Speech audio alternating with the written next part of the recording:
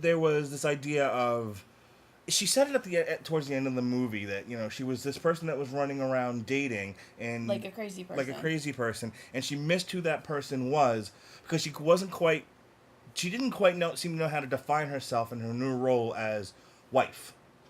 And we went through it. Mm-hmm. Some people go through it a little bit easier than others. I think everyone has to go through it when sure. you join a partnership. I think if you don't acknowledge it on some level as a married couple, you end up. There's a big thing now about why do people in marriages cheat. I don't know, and I think a lot of it is because there's no self-examination of this. There's just a lot of taking for granted. Possibly. I think there's more to it than that. No, I don't think this is the time to go into it. No. It's a movie review. Yeah. So I just wanted to touch on that. But getting back to the Carrie character, so the wedding sets up this idea of how do you define a marriage. So you have the Mario Cantone character who says, well, I can cheat in this relationship, or I can cheat tonight, or whatever the hell he said. Which, by the way, was my favorite line ever. It was, why? Because you're gay? No, because I'm Italian. Loved that. Thought that was hysterical. Wanted to smack you, but I thought that was hysterical because I wanted to make sure you knew just because you're Italian doesn't mean you don't get to. Aside from the fact that it was funny, why did that line stand out to you? I don't know. I think it was just one of those things that it was just it was not like it was a meaningful line, but it just was really well done, really well timed. Fine.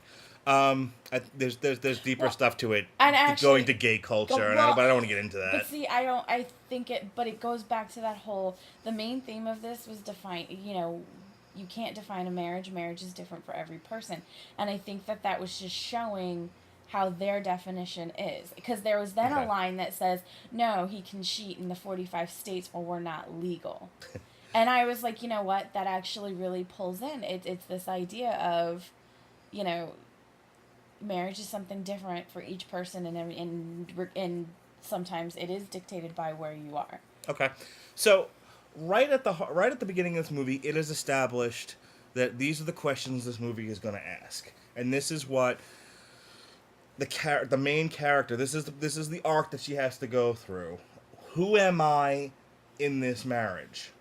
What am I in this marriage? No, I think you're taking... No. I think you're missing a big piece here. I don't think it's who am I in this marriage. She is not concerned about who she is. She knows who she is. She's very aware of who she is. Really? Because she seemed confused towards the end of the movie. That's not what she was confused about. All right, well, explain it to me. She knows who she is. The issue is... The thing for her was society defines married couples. We're supposed to get married. After a little bit, you're supposed to have a child, and then your whole marriage is then based around that child. And then a few years later, you have another child, and so then it's about the two children. Like, really, marriage is defined as how Charlotte and her husband are. Okay.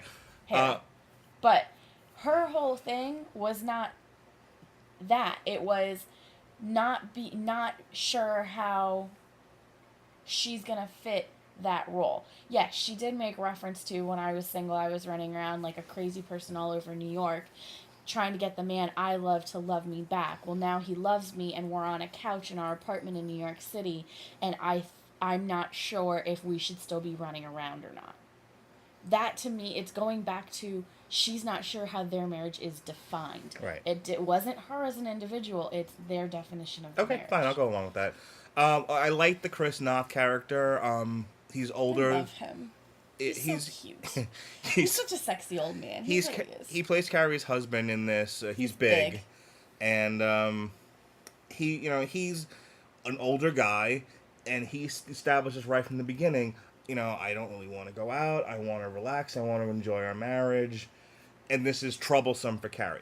Okay, so that's established that is the entire first act, pretty much. Right. Now, if you know anything about Sex and the City, Carrie is the main drag, but, you've got the other three characters who always have their subplots going on. And so, as you alluded to, you have Charlotte, who's dealing with two children in a marriage. Right. And insecurities.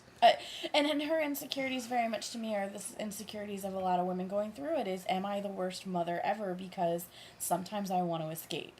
Okay. And I loved that they addressed that. Right. That was her story through this thing, um, and so part of it is her getting to that point where she's able to say it out loud. The not Miranda. Miranda's Kim Cattrall. No, Miranda's the redhead. Okay, Miranda's the redhead, whose an actor name I don't remember. But the Miranda. Cynthia Nixon. Yeah, she had a very minor story in this. But see, if you watch the show though, that was huge because she defines herself as a partner in a top law firm. She never defined herself as a wife or a mother. She had a child, she had a husband, but those were really just secondary in her life. Her focus was the job. So in 50 Words or Less, what was her story in this? Her story was that transition from, I'm no longer a high-power attorney, I'm now a mom and a wife. Okay. And I'm a friend. Because that's the other side of it. She was never really the nurturing one either. The one kind of helping you through. The one kind of playing the mom role. And what happens is you see her kind of learning to embrace that side of her and be fun again. Mm-hmm.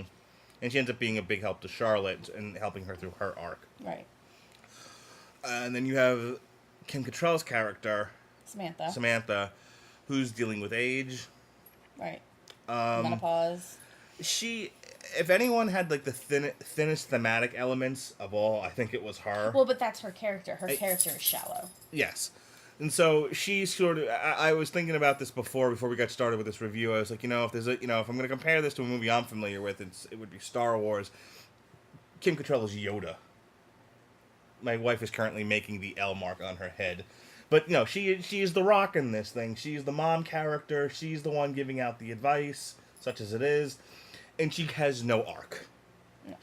She was the same at the beginning of the movie as she is at the end, and I am assuming it was like that in the series. No, she actually had a lot of change in the series. Did she? Oh yeah, big time. Okay. I mean, she went. She through does a lot. nothing in these movies that there was no change in this movie for her. Honestly, though, because there's nothing for her to change. Okay. She's kind of the old dog you can't teach new tricks to. Okay, so that's where you are at the beginning of the movie. That's the arcs.